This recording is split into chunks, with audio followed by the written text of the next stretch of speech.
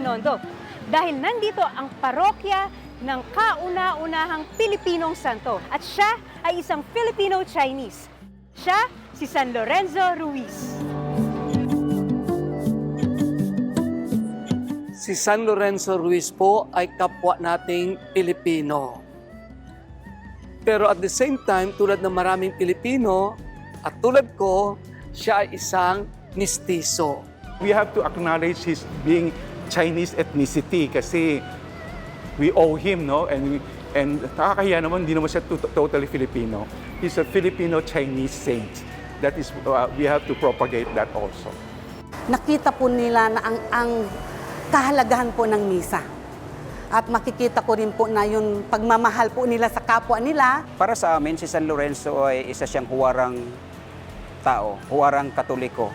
Dahil sa kanyang pagmamahal, katapatan sa simbahang Katoliko, binigay niya ang kanyang sarili hanggang sa mamatay siya.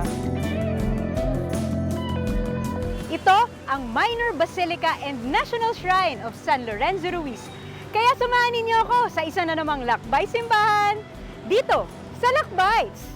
我请您隆重欢迎您来 Minor Basilica, a National Shrine of San Lorenzo Ruiz, Binondo, Tiongkok siya, Manila,